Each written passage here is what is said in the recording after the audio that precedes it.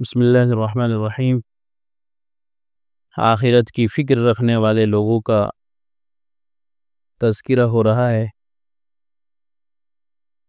اور حضرت نبی اکرم صلی اللہ علیہ وسلم اپنی امت کو کیسے آخرت کی فکر کی طرف متوجہ کرتے تھے، اس کی کچھ مثالیں یہاں ذکر کی جا رہی ہیں۔ انہیں میں سے ایک واقعہ یہ حضرت عبداللہ ابن عمر رضی اللہ عنہما کا بھی ہے۔ وہ فرماتے ہیں کہ میں اپنی والدہ کے ساتھ اپنا گھر لیپ رہا تھا۔ گاؤں میں جب کچے گھر ہوتے تھے تو ان کو سال میں 6 مہینے میں گارے سے مٹی سے لیپتے تھے، اس کو کبھی کبھی اس میں کلر بھی ڈال دیتے تھے، تو پھر اس سے آج کل اس کو سمجھنے کے لیے کہا جا سکتا ہے کہ پینٹ کرنا، کنچی کرنا۔ تو فرماتے ہیں عبداللہ ابن عمر رضی اللہ عنہما کہ میں اپنی والدہ کے ساتھ اپنا گھر لیپ رہا تھا، اس کو سنوار رہا تھا، درست کر رہا تھا، پرانا ہو گیا، دھبے نشان لگ رہے تھے۔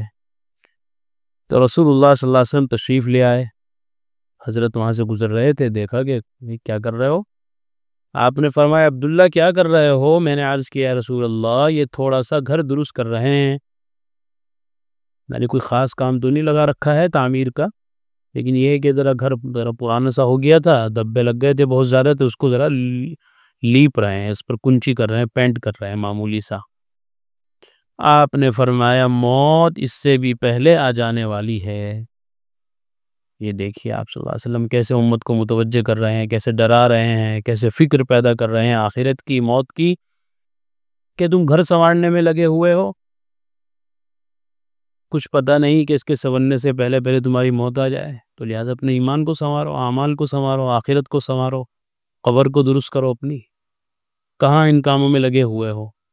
گزر بسر کے لیے گھر ہے بس، ٹھیک ہے، کسی کو کیا دکھانا باہر سے کیسا ہے، اپنا آرام دہ رہنا چاہیے آدمی کا، سر چھپانے کے لیے بس بہت ہے، زیادہ اس میں رنگ روغن، زیادہ اس کے اندر پیسہ برباد کرنا، یہ تو ویسے بھی قرب قیامت کی نشانیوں میں سے ایک نشانی ہے کہ علامات قیامت میں سے یہ بھی ہے کہ لوگ عمارتوں پر فخر کریں گے، ایک دوسرے سے بڑھ کر اچھی سے اچھی عمارت بنائیں گے، اچھے سے اچھے ڈیزائن لائیں گے، اچھے سے اچھا نقشہ بنائیں گے، اچھے سے اچھے ٹائل لگائیں گے، اور طرح طرح سے گھروں کو سنواریں گے، بنائیں گے۔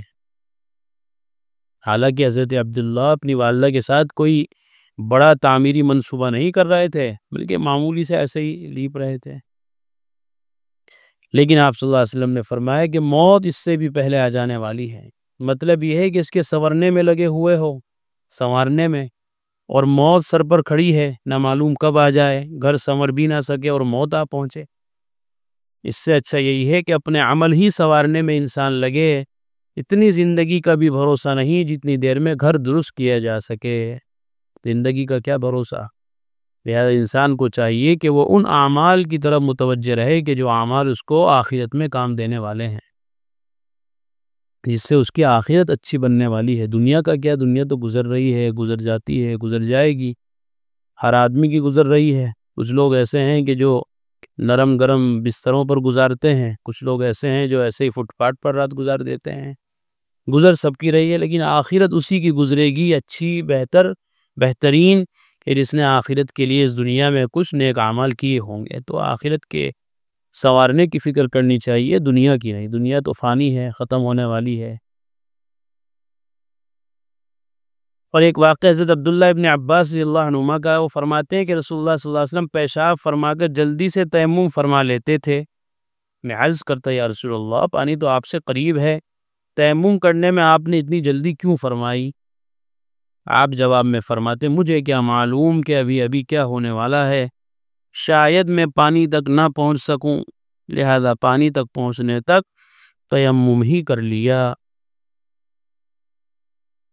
یہ دیکھیے کہ آپ صلی اللہ علیہ وسلم کو موت کا کتنا زیادہ استحضار، اور اس فانی دنیا پر کتنا زیادہ عدم اعتماد، کہ نہ معلوم یہ پانی کا بلبلہ ہے کب پھوٹ جائے۔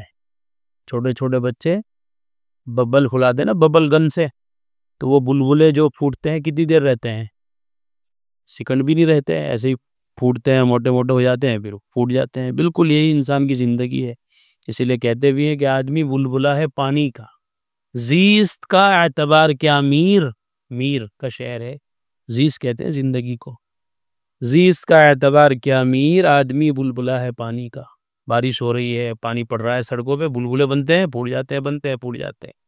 بالکل اسی طرح ناپائیدار اور نہ رہنے والی زندگی بھی ہے کہ نہ معلوم یہ بلبلہ زندگی کب پھوٹ جائے، کوئی بھروسہ نہیں. آپ صلی اللہ علیہ وسلم نے اپنے عمل سے ثابت کر کے دکھایا کہ آپ پیشاب فرما کر فوراً تیمم کر لیتے تھے. حالانکہ یہ پیشاب گھر ہے، سامنے وضو خانہ ہے، 5 قدم چل کے وضو خانے پہ پہنچ جائیں گے تو یہاں سے وہاں تک تیمم کرنے کی کیا ضرورت ہے؟ تو آپ نے فرمایا ضرورت یہ ہے کہ نامعلوم میں وہاں سے یہاں تک نہ پہنچ پاؤں، بیچ میں موت آ جائے تو بے وضو کیوں مروں؟ ناپاکی کی نجاست کی حالت میں بے وضو کیوں اللہ کے پاس جاؤں؟ میں چاہتا ہوں کہ جب وہاں تک پہنچ جاؤں گا اگر مقدر میں لکھا ہوگا، اس لیے میں باہر نکلتے ہی قضاء حاجت سے تیمم کر لیتا ہوں تاکہ کم سے کم اتنی دیر تو پاکی رہے، یہ اتنا سا فاصلہ بھی نجاست میں یا بے وضو نہ گزرے. کہنے والے نے کہا بھی اللہ کے رسول پانی تو سامنے ہے، تیمم تو اس کے لیے ہے کہ جہاں کہیں کلومیٹر تک پانی نہ ہو، تیمم کی جائے تو اس کے لیے ہے، اور آپ اتنے تھوڑے سے فاصلے کے لیے تیمم کرتے ہیں. تو یہ آپ نے فرمایا کہ مجھے کیا معلوم آگے کیا ہونے والا ہے، اگلا قدم میں اٹھا پاؤں نہ اٹھا پاؤں، پانی تک پہنچ پاؤں نہ پہنچ پاؤں. یہ دیکھیے نبی اکرم صلی اللہ علیہ وسلم کے سامنے زندگی کی کیا بے حیثیتی. لہٰذا ان واقعات سے پتہ چلتا ہے کہ آدمی کو آخرت کی فکر میں لگا رہنا چاہیے. دنیا کا کوئی بھروسہ نہیں، زندگی کا کوئی بھروسہ نہیں. دیکھا آپ نے حضرت عبداللہ ابن عمر اپنی والدہ کے ساتھ گھر لیپ رہے تھے تو آپ نے فرمایا کہ اس کے لیپنے سے کیا فائدہ؟ کہیں ایسا نہ ہو کہ تم اسے لیپ بھی نہ پاؤ، اس کو صحیح بھی نہ کر پاؤ، تمہاری موت آ جائے. تو آدمی کو آخرت سنوارنے کی فکر ہونی چاہیے، اپنی قبر کو درست کرنے کی فکر ہونی چاہیے. در حقیقت موت کا کچھ پتہ نہیں کب آ جائے. مومن کو ہر وقت آخرت ہی کے اعمال میں مشغول رہنا ضروری ہے. بڑی بڑی امیدیں باندھنا اور دنیا میں دل لگانا مومن کو زیب نہیں دیتا. نیک اعمال میں لگا رہے، مجھے یہ بھی کرنا ہے، وہ بھی کرنا ہے، یہ بھی بنانا ہے، وہ بھی بنانا ہے، مجھے یہ بھی پڑھنا ہے، وہ بھی پڑھنا ہے، یہ ڈگری لینی ہے، وہ ڈگری لینی ہے. منصوبے بنا رکھے ہیں اپنی ہائٹ سے بھی زیادہ بڑے بڑے، اور منصوبے وہ بس منصوبے ہی رہ جاتے ہیں، آدمی چلا جاتا ہے دنیا سے. تو فرمایا کہ بڑی بڑی امیدیں باندھنے سے کیا فائدہ؟ دنیا میں دل لگانا مومن کو زیب نہیں دیتا. یہ مومن کی شان نہیں ہے کہ وہ دنیا میں دل لگائے، اس لیے کہ دنیا اس کا حقیقی گھر نہیں ہے. کوئی آدمی کسی کے یہاں جاتا ہے ملنے جلنے، یار دوست کے یہاں رشتہ داری میں، تو وہاں کیا ایسے رہتا ہے جیسے اپنے گھر میں رہتا ہو، پوری دل لگی کے ساتھ، پوری موج مستی میں، اور ایک دم ہول سیل مالک نہیں. تھوڑا سا آدمی دب کے رہتا ہے، لحاظ سے رہتا ہے تھوڑا سامنے والے کا کہ بھائی دوسرے کا گھر ہے. کپ بھی اٹھاتا ہے، دھیان سے رکھتا ہے، گلاس بھی اٹھاتا ہے دھیان سے، چپل بھی دھیان سے اتارتا ہے، بستر پہ بھی دھیان سے بیٹھتا ہے کہ بھائی دوسرے کا گھر ہے. تو دنیا بھی ایسے ہی ہمارا ٹھکانہ نہیں ہے، تو کافروں کا ٹھکانہ ہے دنیا. یہ ہمیشہ ہمیشہ رہنے کا ٹھکانہ ان کے لیے، ہمارے لیے ہمیشہ ہمیشہ رہنے کا ٹھکانہ جنت ہے، آخرت ہے. تو وہاں کے بنانے کی فکر کرنی چاہیے، وہاں کے منصوبے بنانے چاہیے. ٹھیک ہے، آخرت کے لیے بڑی بڑی منصوبے ارادے رکھنے چاہیے کہ مجھے یہ کرنا ہے، مجھے جنت کا فلاں درجہ چاہیے، مجھے جنت میں یہ چاہیے، مجھے جنت میں یہ بھی فیسلٹی چاہیے. تو ساری فیسلٹی ملے گی اعمال سے. سب چیزیں قرآن حدیث میں آ گئی کہ نماز پڑھو گے تو یہ ملے گا، روزہ رکھو گے تو وہ ملے گا، صدقہ کرو گے تو یہ ملے گا، ساری چیزیں آ گئی. تو ایک مومن کی شان یہ ہونی چاہیے کہ اس کا دل دنیا میں نہ لگے بلکہ آخرت میں کام آنے والے اعمال کے اندر مشغول رہے. اللہ عمل کی توفیق عطا فرما. وآخر دعوانا. قرآن کریم میں اللہ تعالیٰ فرماتے ہیں الا بذکر اللہ تطمئن القلوب، کہ سن لو، اچھے سے سمجھ لو، اللہ تعالیٰ کے ذکر ہی سے دلوں کو اطمینان نصیب ہوتا ہے. یعنی اللہ تعالیٰ کے جو انعامات و احسانات و اس کی نوازشیں ہم پر ہیں، اگر ہم ان کو یاد کریں گے تو ہمارے بے قرار دل کو قرار آ جائے گا، سکون مل جائے گا. اگر ہم چاہتے ہیں کہ ہمارے دلوں میں سکون آئے، اطمینان نصیب ہو، تو اس کا ایک واحد علاج اور ایک بہترین دوا یہ ہے کہ ہم فوراً اللہ کے ذکر میں مشغول ہو جائیں.